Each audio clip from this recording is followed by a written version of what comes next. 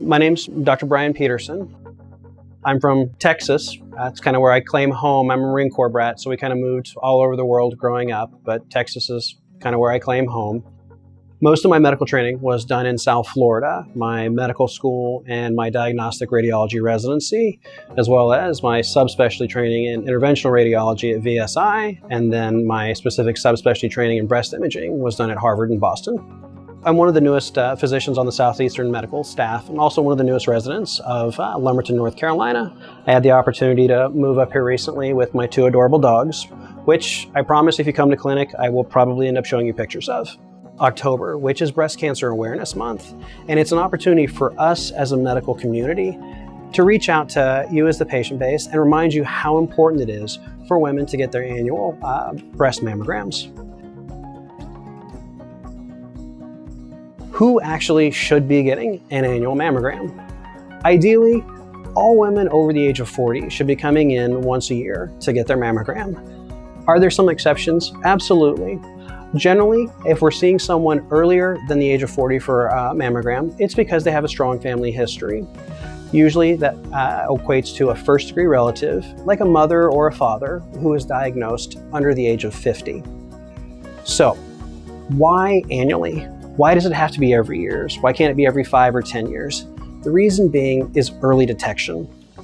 So if we're seeing you every 12 months, it means when you come in for your examination, we not only have current images that we can compare back to multiple prior examinations, but also if we find something small, an asymmetry or a small mass or any sort of small change, if it ends up needing to be biopsied and if it ends up becoming a malignancy, it's something that most likely developed over the last 12 months.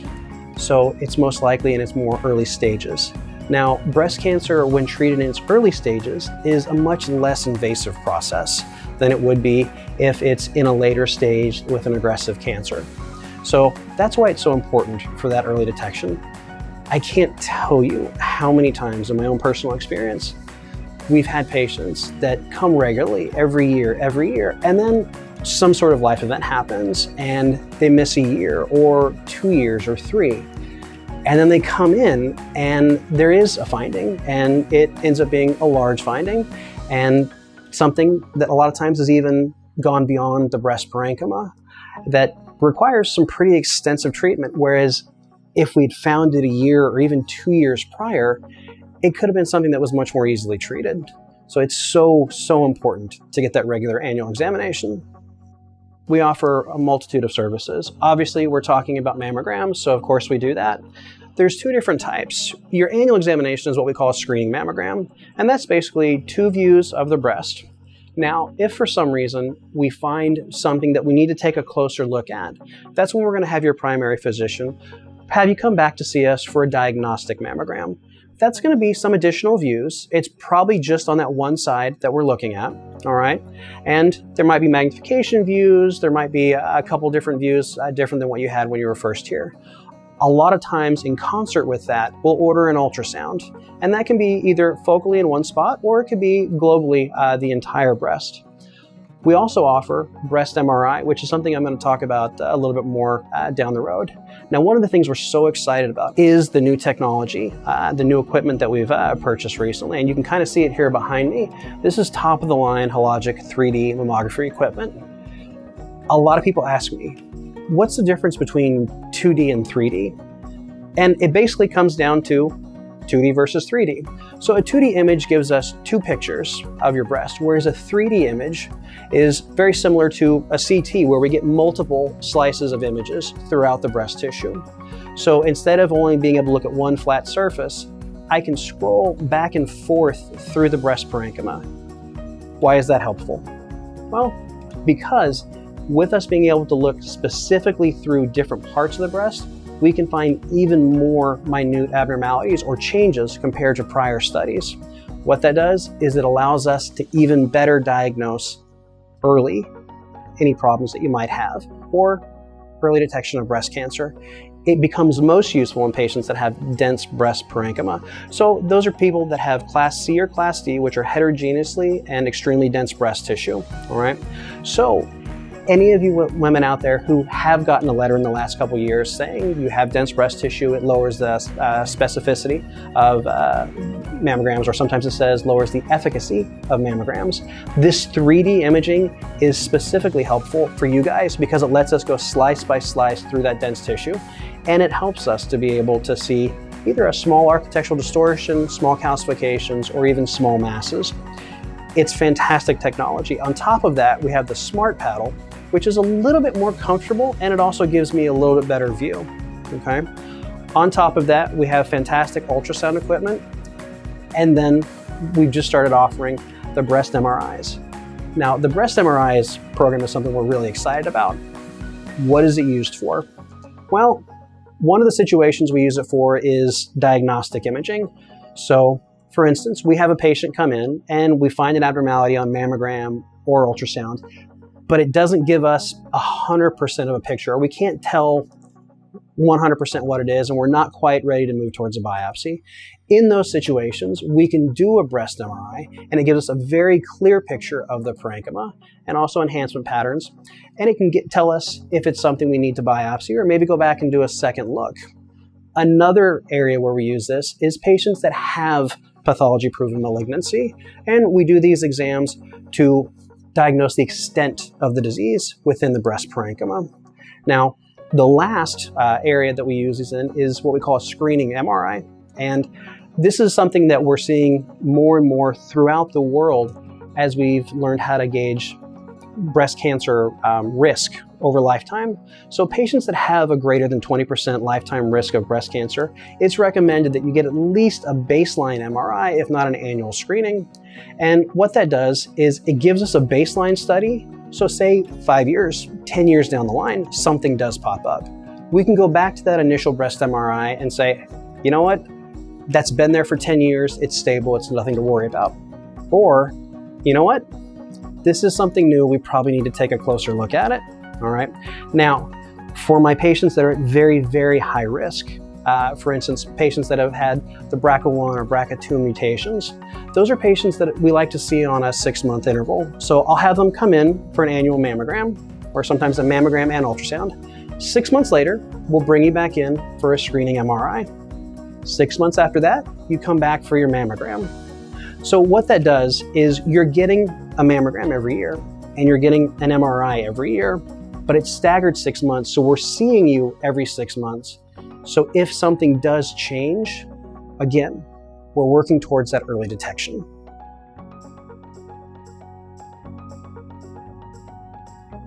So one of the questions we get asked a lot is, what's the difference between the Smart Paddle and a regular paddle? Well, let me see if I can show you. This is the regular paddle, and as you can see, it's flat as can be. And so when this is pressing down on the tissue, it's pressing down pretty hard. Now, the Smart Paddle, set this aside here, it's hard to tell, but there's a subtle curve. And again, if you look at that here, you can see how it kind of curves in. It's meant to follow the contour of your breast, all right?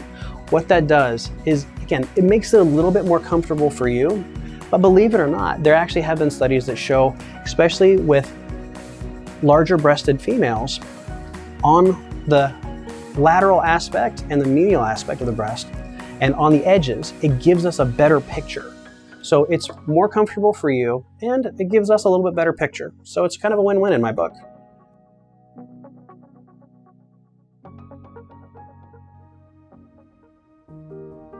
I found my breast cancer during a self-exam. That's why it's so important that we do self-exams. Sometimes we get a little lazy and don't want to do it, but it's very important that we do it. And when I found it, I went straight to my OB office, at my GYN office, and he sent me for an ultrasound and a mammogram. We did the biopsy, and it was positive. It was a scary situation. You know, when you always hear cancer, you think about death, but it's not always like that. So I went home, I cried a little bit, I thought about it, I meditated, and I said, okay, it's going to be God and me, and I'm going to fight this. And I did, and I won. We conquered this cancer. That's why it is so important to get your mammograms every year. Do your breast exam once a month or even more if you want to. Had I not done the breast exam, it probably would have been further than what it is, because I actually had a mammogram in October and I felt my lump in December. They went back and they looked to make sure that they looked at everything and I didn't miss anything, and they did not. So it's very important. Within those 2 months, I had a mass to appear. So that was my journey as far as finding the cancer and going through the radiation, the surgery, the chemo. I did it with family, friends, and God, of course, was first. And just trying to stay upbeat, being around people that were upbeat, getting the experience. The Gibson Cancer Center was so wonderful.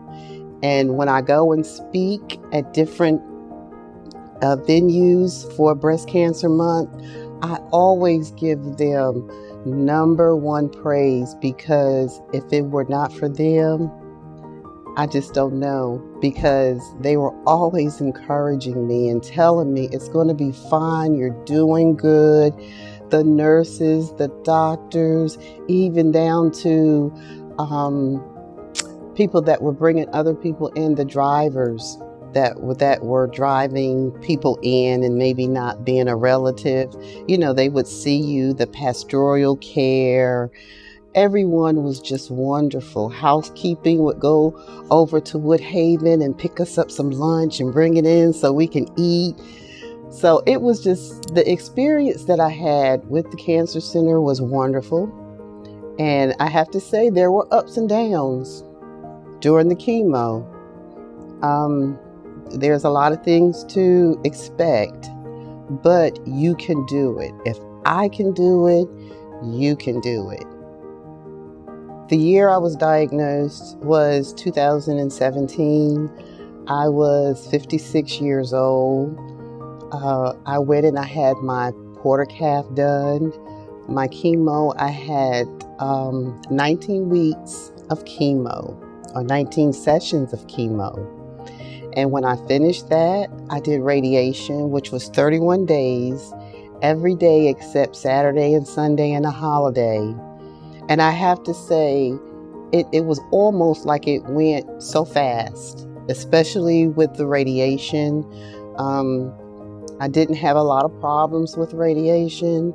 The chemo, you know, you have your ups and downs with that, but my experience has outweighed what could have happened, what could have been if I didn't do a breast self-exam or if I didn't do my yearly mammograms.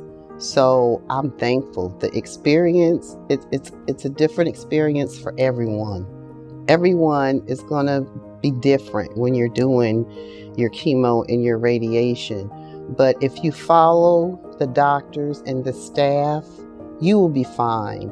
You will be encouraged, and you're going to get through it. You are going to get through it.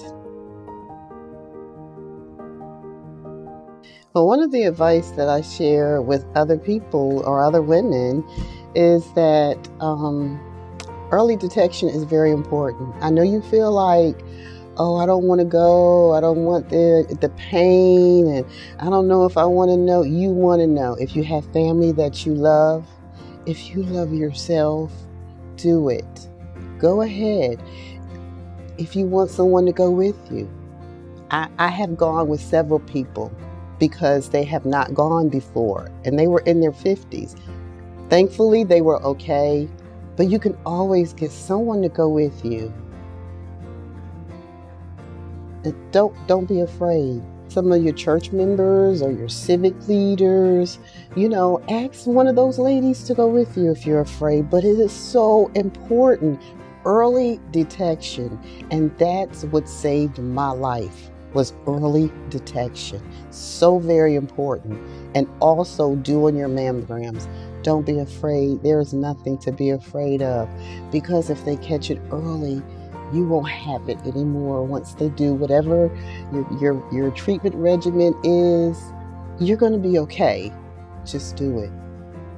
When I found out that I had cancer, of course I leaned more on my faith, my church, and everyone, just positive energy. I knew that if I had to get through this, you have to have that positive energy. I would sometimes come to work, well, all the time, come to work, I would be so upbeat. Nobody ever knew what I was going through. Very few knew. And then when they found out, they were like, really, we did not know that, because you were just so positive. You did not change. You were just so upbeat. I said, yes, positive vibes, being positive with your faith gets you through this. And I could say Dr. Walden and the cancer staff, the Gibson Cancer Treatment Center was wonderful. They were good. They were informative. If there was anything that I needed, they were there. I could call them 24/7. Weekend, holidays, it did not matter. If there was anything that I felt uncomfortable or didn't know what was going on, I could call them and they would call me right back. I didn't have to wait till the next day. I didn't have to wait hours and hours. It was within 30 minutes and someone was calling me back. I appreciated that. That helped me. That let me know that there were people there that was on my side. So the first time I had treatment, I went to Gibson Cancer Center here in Lumberton. Some of the most wonderful people that I would ever meet. I had a good experience with them. I'd done 4 treatments, 33 radiation treatments, and it wasn't long and I was back to work. So the second time, I had my yearly mammogram, which is very important. Everyone needs to have their mammogram and keep yourself checked every month. So my second journey started October 2018. I came to Southeastern Radiology here in Lumberton, and my mammogram showed 5 spots. So Southeastern sent me for an MRI and an ultrasound, and then I done an ultrasound guided biopsy. And the ultrasound guided biopsy showed 3 spots were cancerous. It wasn't an aggressive type, thank the Lord again. It was non-aggressive. So I chose to have a double mastectomy the second time. The second time, I did have some involvement in my lymph nodes. I think it was 3 lymph nodes out of 7. I did. I came here also again to Gibson Cancer Center for my treatment. I done 6 chemo treatments and 30 radiation treatments. And again, Gibson was wonderful. I love Dr. Ahmed, Stacy Smith. I can't think of everybody else's names, but they're just wonderful. Through those 2 times, chemo to me has come a long way. The first time I done chemo, I was very sick. The second time, I was more tired than sick. They gave a lot of pre-meds before my chemo treatment. And usually around the 3rd day, you start feeling bad. But I just can't say enough about Gibson Cancer Center. They're really caring group of people. And I don't want to tear up because it was like when I first went, I was like, oh God, I'll be glad when this is over. And then when I get ready to leave, it's like I want to cry and everybody's crying. But it was really a tough experience, especially to be diagnosed for the second time. But I have a lot of ladies that call me now, and I talk with them. I actually, right now, I'm talking to one girl. She's 41. She's been newly diagnosed. She started her treatments. So I just remember I was at church one Sunday before I was diagnosed, and our preacher got up and spoke, and he said, "Your now is not your forever." So when I started my treatments, I kept saying that to myself, your now is not your forever. So now when I talk to somebody, I tell them, just remember that. Just remember your now is not your forever, and God can bring you through any situation.